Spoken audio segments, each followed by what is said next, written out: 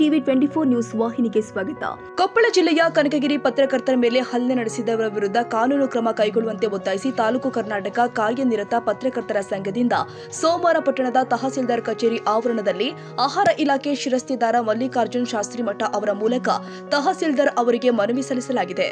ಅಧ್ಯಕ್ಷ ಮಲ್ಲು ಮಾಟರಂಗಿ ಮಾತನಾಡಿ, ಮಾರ್ಚ್ 2ರ ಸೋಮವಾರ ಸಂಜೆ 7 ಗಂಟೆ ಸುಮಾರಿಗೆ ಕನಕಗಿರಿ ಪಟ್ಟಣದಲ್ಲಿ ಪಟ್ಟಣ ಪಂಚಾಯಿತಿ ಹತ್ತಿರದ ಮೆಡಿಕಲ್ ಸ್ಟೋರ್ನಲ್ಲಿ ವ್ಯಾಪಾರ ಮಾಡುತ್ತಾ ಕುಳಿತಿದ್ದ ಪಟ್ಟಣ ಪಂಚಾಯಿತಿ ಸದಸ್ಯ ಅನಿಲ್ ಕುಮಾರ್ ಬಿಜ್ಜಳ ಹಾಗೂ ಪಟ್ಟಣ ಪಂಚಾಯಿತಿ ಅಧ್ಯಕ್ಷೆಯ ಪತಿ ಟಿಜೆ ರಾಮಚಂದ್ರ ಮತ್ತು ಅಲ್ಲಿನ ಕೆಲವರ ನಡುವೆ ವಾಗ್ವಾದ ಉಂಟಾಗಿ ಹಲ್ಲೆಗೆ ಯತ್ನಿಸುವ ಮಾಹಿತಿ ಲಭ್ಯವಾಗ್ತಾ ಇದೆ.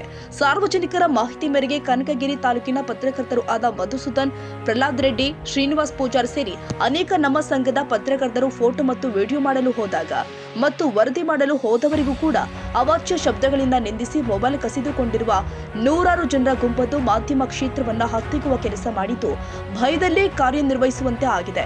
ಆದ್ದರಿಂದ ತಪ್ಪಿತಸ್ಥರ ಮೇಲೆ ಕಾನೂನು ಕ್ರಮ ಜರುಗಿಸುವಂತೆ ಆಗ್ರಹ ಮಾಡಿದ್ದಾರೆ.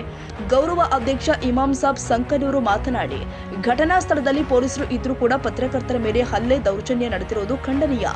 ಘಟನೆಗೆ ಸಂಬಂಧಿಸಿದಂತೆ ಸ್ವಯಂ ಪ್ರೇರಿತ ದೂರು ದಾಖಲಿಸಿಕೊಂಡು ತಪ್ಪಿತಸ್ಥ ವಿರುದ್ಧ ಕಠಿಣ ಕಾನೂನು ಕ್ರಮ ಕೈಗೊಳ್ಳುವಂತೆ ಆಗ್ರಹ ಮಾಡಿದ್ದಾರೆ.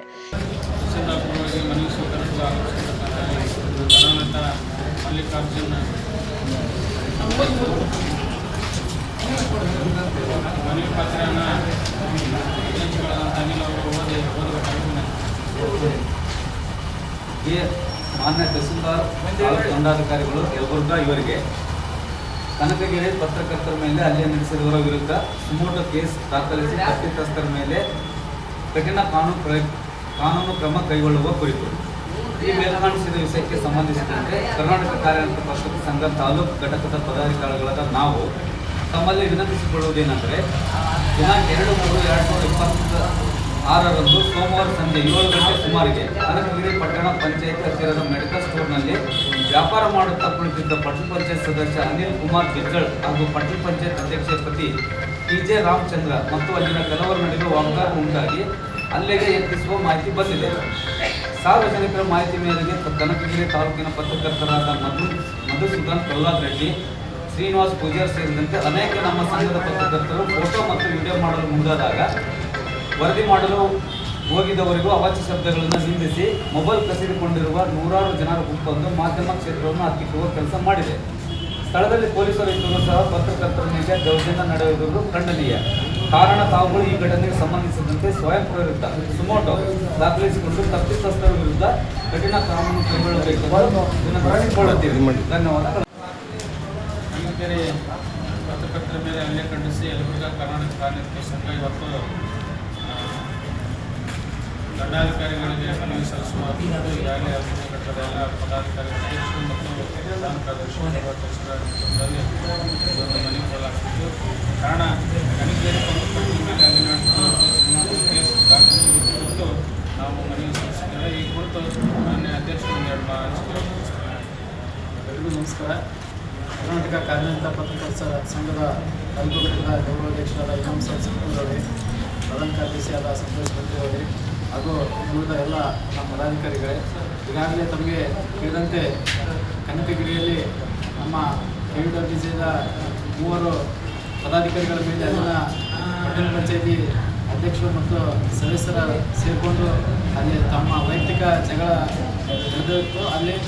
ಅಂದರೆ ಇವರಿಬ್ಬರು ಚುನಾಯಿತ ಪ್ರತಿನಿಧಿಗಳು ಜವಾಬ್ದಾರಿ ಸ್ಥಾನದಲ್ಲಿ ಯಾವುದೋ ಸಾರ್ವಜನಿಕ ವಿಷಯವಾಗಿ ಗಲಾಟೆ ನಡೆದಿರ್ಬೋದು ಅಂತೇಳಿ ಮಾಹಿತಿ ತಿಳಿದ ತಕ್ಷಣ ಅದಕ್ಕೆ ನಮ್ಮ ವರದಿಗಾರರು ಹೋಗಿದ್ದಾರೆ. ಸಾರ್ವಜನಿಕ ಮಾಹಿತಿ ಆಧರಿಸಿ ವರದಿಗಾರರಿಗೆ ಹೋದಾಗ ಅಲ್ಲಿನ ಕೆಲವರು ಗಣಿಗಾರಿಕೆ ನಡೆಸಿ ನಮ್ಮ ಪತ್ರಕರ್ತರ ಮೇಲೆ ಹಲ್ಲೆ ನಡೆಸಿದ್ದು ತೀವ್ರ ಖಂಡನೀಯ. ಈಗಾಗಲೇ ಜಿಲ್ಲಾ ಘಟಕದ ಮೂಲಕ ಮನವಿ ಸಲ್ಲಿಸಲಾಗಿದೆ.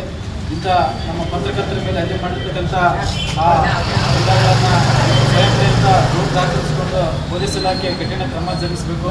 ಈಗಾಗಲೇ ಪತ್ರಿಕಾ ಮಾಧ್ಯಮ ಭಯಭೀತಿಯಲ್ಲಿ ವಾತಾವರಣದಲ್ಲಿ ಕಾಲ ಕಳೆಯುವಂತಾಗಿದೆ.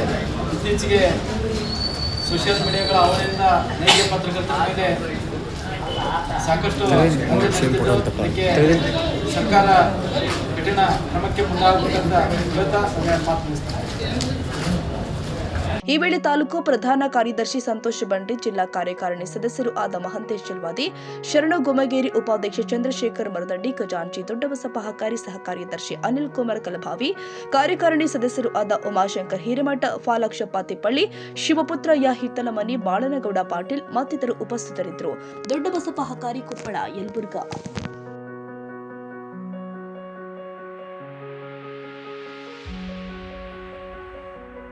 ಕನ್ನಡಿಗರ ಮೆಚ್ಚಿನ ನಿಮ್ಮ ಟಿವಿ 24 ಕನ್ನಡ ನ್ಯೂಸ್ ವಾಹಿನಿ ಇದೀಗ ಟಿವಿಯಲ್ಲಿ ಲಭ್ಯ. ಕರ್ನಾಟಕ ಮತ್ತು ದೇಶ ವಿದೇಶದ 360 ಡಿಗ್ರಿ ಸುದ್ದಿ ಹಾಗೂ ಉತ್ತರ ಕರ್ನಾಟಕ, ಬೆಳಗಾವಿ, ಬಾಗಲಕೋಟೆ, ಧಾರವಾಡ, ಹಾವೇರಿ, ಗದಗ, ಬಿಜಾಪುರ ಜಿಲ್ಲೆಯ ಕ್ಷಣ ಕ್ಷಣದ ವಿವರವನ್ನ ಪಡೆಯುವುದಕ್ಕೆ ಟಿವಿ 24 ಕನ್ನಡ ನ್ಯೂಸ್ ವಾಹಿನಿಯನ್ನ ಲೈಕ್ ಮಾಡಿ, ವಿಡಿಯೋಗಳನ್ನ ಶೇರ್ ಮಾಡಿ, ಕಮೆಂಟ್ ಮಾಡುವ ಮೂಲಕ ನಮ್ಮ ವಾಹಿನಿಗೆ ಸಹಕಾರ ನೀಡಿ ಮತ್ತು ಚಾನೆಲ್ ಅನ್ನ ಸಬ್ಸ್ಕ್ರೈಬ್ ಮಾಡಿ. Thank you.